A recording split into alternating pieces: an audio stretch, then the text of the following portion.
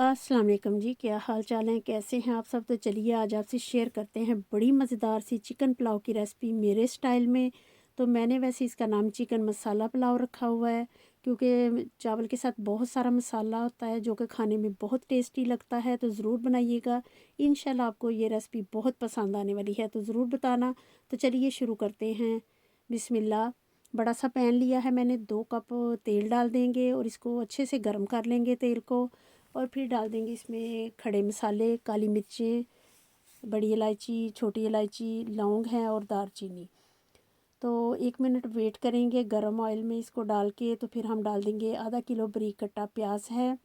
ज़्यादा क्वांटिटी में बना रही हूँ तो फिर मैं आपसे साथ साथ शेयर करती जाऊँगी, वीडियो एंड तक देखिएगा तो इंशाल्लाह आपको बहुत पसंद आएगी। तो प्याज को हम खड़े मसालों के साथ गोल्डन ब्राउन कर लेंगे, अच्छा सा गोल्डन कलर दे देंगे।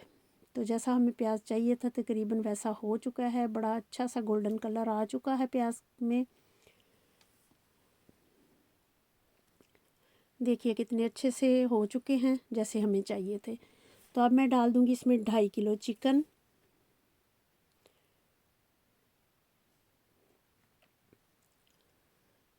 चिकन डाल देंगे। अब डालूंगी थोड़ा सा इसमें पानी, आधा कप से भी कम थोड़ा सा पानी डाल देंगे। और फिर इसको हल्के से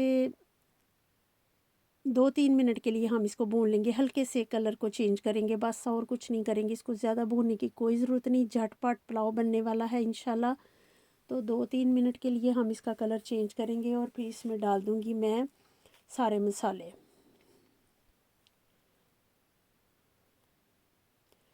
तो जैसा हमें चाहिए था तकरीबन कलर वैसा 2-3 मिनट में चेंज हो चुका है। अब हम डालेंगे इसमें मसाले।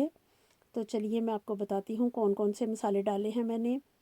इसमें डाला है मैंने बिरयानी मसाला, ज़ीरा है, लाल मिर्च पाउडर है, हल्दी है, नमक और गरम मसाला है। तो सारे मसाले इसमें डाल देंगे। तो साथ साथ मैं बताती जाऊंगी और पकाती जाऊंगी। आधा किलो मैंने डाला है इसमें फ्रेश टमाटर बारीक कटा हुआ, वो डाल देंगे। 2 चम्मच लहसुन अदरक का पाउडर डाल देंगे और इसको अच्छे से मिक्स कर लेंगे।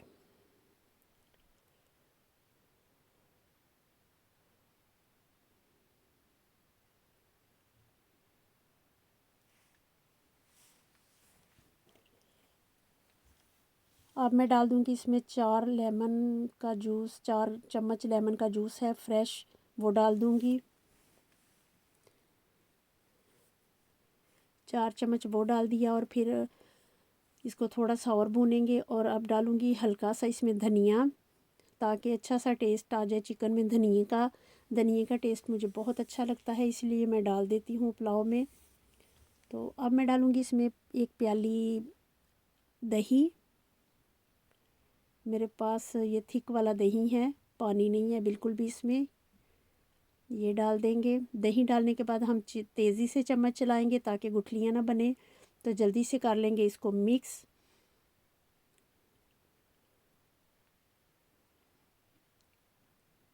तो देखिए सारा मिक्स हो चुका है अब।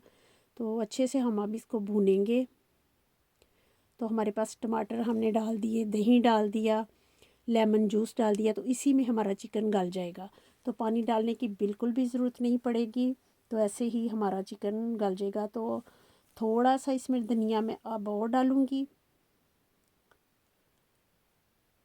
आपको अगर नहीं पसंद तो ना डालिए, लेकिन मुझे अच्छा लगता है तो मैं डालूँगी थोड़ा सा और धनिया।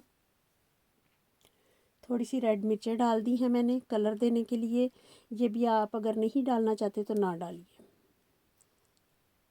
देखिए कितना प्यारा सा कलर आ चुका है।